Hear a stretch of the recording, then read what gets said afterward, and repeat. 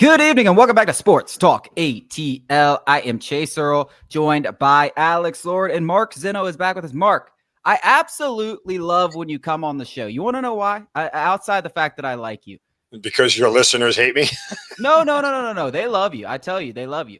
No, because every time you come on the show, something big happens. And this, again, you come off the show last week, and like clockwork, Kirk Cousins is gone. Michael Penix is the starter. Now, last week we talked about you were the last person on Kirk Cousins Island. But after you watched that Raiders game, you cannot tell me with a straight face you still wanted Kirk Cousins to start this week for the Falcons.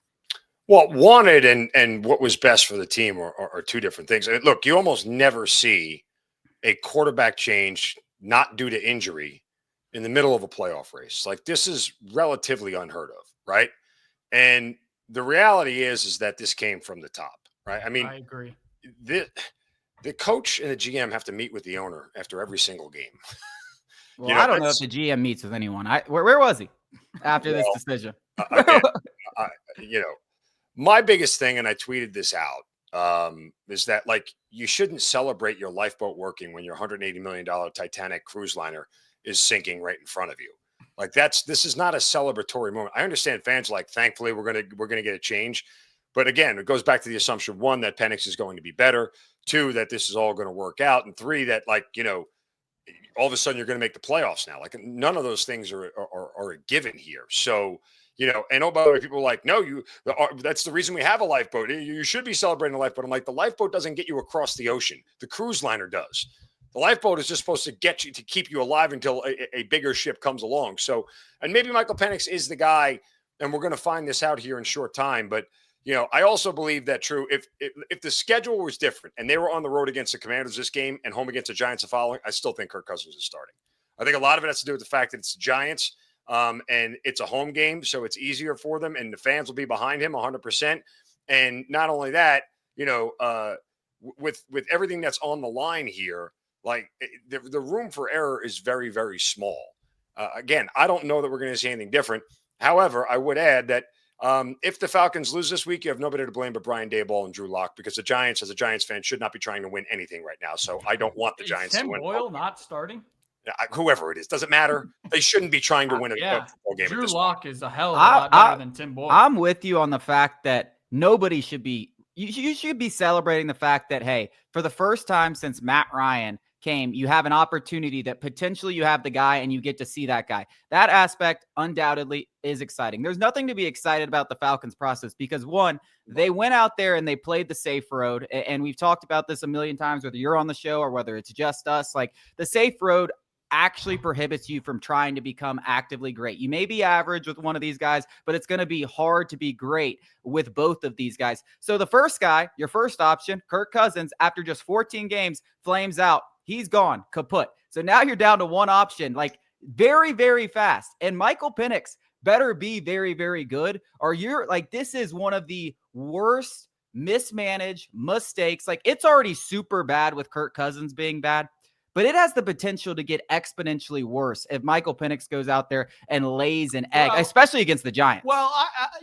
you said a couple of things that ring true for me. There's absolutely no way that we lost 4 games while Kirk Cousins failed to throw a touchdown, and then he goes and throws a touchdown, and we win the game. He's still playing bad, and then Raheem Morris decides to make a change. I don't believe that one bit. I agree it came from up top. Secondly, people just automatically assuming – I saw some respected people that I like say, aren't you glad you made that pick now? This is the guy hasn't played a game. I hope he's the second coming of Jesus Christ, but, like, let's see him. Like, I'm not thankful yet. Like, we could be thankful, but there's a lot of assumptions going around that Michael Penix is the second coming of Patrick Mahomes. And listen, I want it to happen. I don't want to be the negative guy on here, but everybody acting like this wasn't a good result doesn't make up for a bad process. Well, that's 100%. And part of me, in the back of my head doesn't want to see this work out because the process was bad. I want to say something. Zinno, I love you, and I was with you on the fact that Kirk Cousins sucking would have been great. As a Falcons fan, as a genuine Falcons fan, I can't deal with 4 or 5 more years of this. I need Penix to be good. I just don't like good results from a bad process. So I'm with you. I am. But obviously you want him to play well, and you think he can. But again, there's a couple of other things that are still static. And in reality, okay, let's just dissect this thing objectively. 2 of those 4 losses were on the kicker, which, oh, by the way, that was, slid in that all of a sudden Younghoe Koo went to IR. He's been hurt, and all of a sudden now he's on IR, and we got a new. Yeah, right. Okay, sure. Yeah, let's play that card. But 2 of those losses were directly on the kicker, in my opinion. The Chargers loss and the Saints loss. So things would be a lot different because if they had 2 more wins. He threw 4 interceptions. Kirk Cousins, I think, had a little bit more blame in the Chargers loss. Okay, but still, they would have been in position to kick a go-ahead field goal had he made it, and the defense was playing their best game of the year against a really, balanced offense. Put that's it on the charge. Let's move on here for a minute.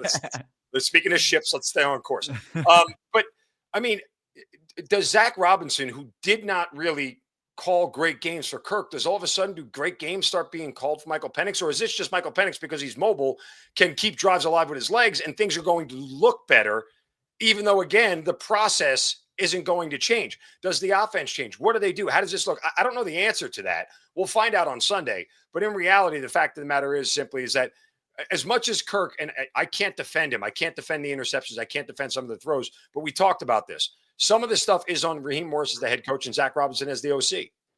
Yeah, Zach Robinson, I think I said it earlier in the week, like this, it's go time, right? Like it's almost sink or swim for him. You had these built-in excuses. Oh, we can't do play action because we don't trust Kirk to move, and it's hard to protect, and like it's having a bad effect on the offense. We can't do this, we can't do that. With Michael Penix, like none of all those excuses are gone. So you're right. I mean, Zach Robinson has undoubtedly been underwhelming throughout this entire thing. He's been very, very underwhelming. And with Michael Penix, like it really is like from Fontenot to Raheem Morris to Zach Robinson, as we watched this Kirk Cousins thing unfold and we started to realize he wasn't the guy, the one thing I said that's going to save all of these guys' jobs, it's the only thing that can, is Michael Penix. And now they're playing that card. And if it doesn't work, especially if these 3 weeks go really bad, I mean, this offseason is going to be very, very interesting. I mean, look, you go from a 5-game stretch from Kirk Cousins, right, where he threw 14 touchdowns and 3 interceptions that got them to 6-3, right? Like Kirk even said it. He didn't forget how to play football. Whatever changed over the course of the next 4 games. Playing good defense has changed. That's what changed. Well, I mean, but again, I mean, they gave up, 24 to New Orleans, 30. The Raiders don't have a good defense. They gave up 20 to Carolina, 34 to Seattle. I mean, it's not like this defense was playing lights out. In reality, no. Kirk was playing good defenses. That stretch you're talking about in November was against the Bucks, Cowboys, terrible defenses. And we play the Vikings, Broncos, Chargers have a good defense. Like the Saints have a good defense. I know they got some old heads over there, but they have a good defense. I think, Kirk is Kirk. This is who he's been most of his career. Not this bad, but like when he's had a lot of ups and downs in his career. He's never really – the numbers overall that he produces have been very good year in and year out, but he's had sort of peaks and valleys through every given season where there are bad stretches of play. Again, I mean, what we're going to see from this whole thing on Sunday is, I think it'll be a very dumbed-down game plan. And believe it or not, you want to hear something crazy funny that would not surprise me. You know who you may see the emergence of with Michael Penix? Is Kyle Pitts.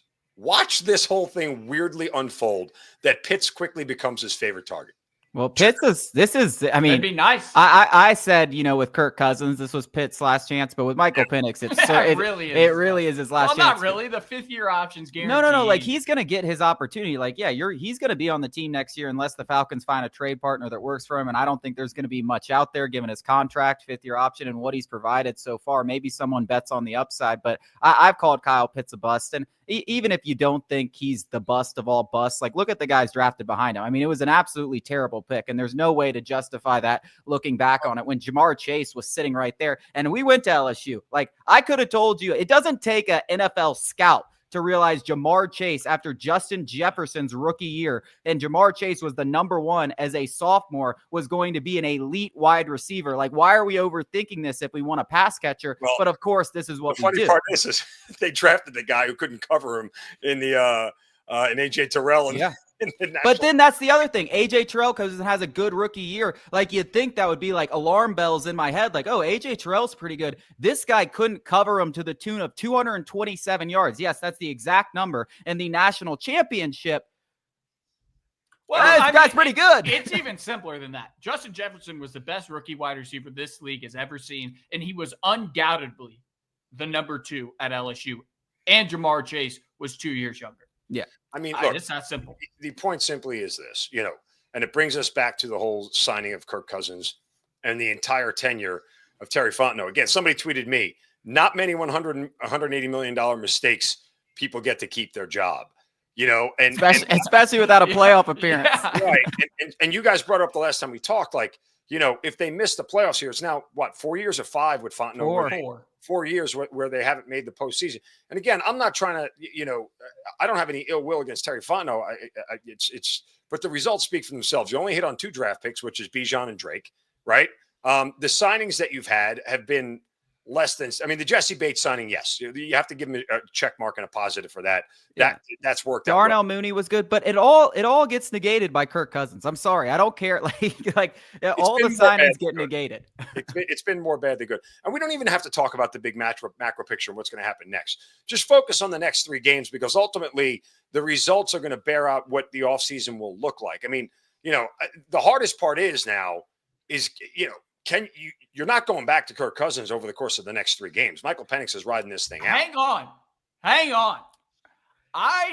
The mind was racing when news broke of Michael Penix. Michael Penix goes out there and looks like a certified bum against the worst team in football, worse than the Raiders, I think. You got a must-win game. We barely beat the Giants at home. 17-14. Michael Penix has 2 interceptions, no touchdown. He's obviously struggling. He's a rookie. I don't think it's crazy. One, I don't think it's the right move. 2, what makes you think this organization is going to make the correct decision? Well, yeah, there you go. That's, the inconsistent trust is a hallmark of the Falcons organization and the tenure of Arthur Blank. That's just, unless you're Rich McKay, everybody Which else. is crazy. Rich McKay. Oh boy, Rich. I can't wait to have those conversations in the offseason when he was clearly just not left the organization. When Terry Fontenot gets fired and then you hear Rich McKay's name again, it's like, hey, I thought this guy was gone, and now he's in every meeting to hire the GM. That's coming up. Mark, appreciate your thoughts on the Falcon. You have a show, Wager Talk. I want to get some of your best bets coming up for the college football. One more thing real quick. I'm sorry to cut you. No, go ahead. Let's take 3 seconds. The game of the Raiders on Monday night, who left that game with the biggest smile on his face? It wasn't even Michael Penix. He was sitting in Pittsburgh, and it was Arthur Smith. Because, I actually had somebody text him, because I'm like, you need to tell Arthur Smith that I didn't think he could be a better coach than I already thought. But watching Desmond Ridder play full quarters for somebody else, how the hell did he win 9 games at Desmond Ridder as a starter? I tweeted that. We tweeted it at the same moment. Because nobody can win 9 games with Desmond Ridder, and Arthur Smith somehow did it. So he's sitting back in Pittsburgh going. And watching the Falcons clap, watching the Falcons have the exact same record with Kirk Cousins after spending tons of money on this roster. Arthur was still here. Kirk Cousins never gets signed, and Michael Penix gets drafted and starts from day one. Or Russell Wilson comes in and he's only a $1 million thing, and he's probably not a mistake because you got him for a couple $1 million. Yeah, there's a lot of things. But hey, we're gonna get into the college football playoff coming up after the break. I want to hear what you're thinking about this weekend.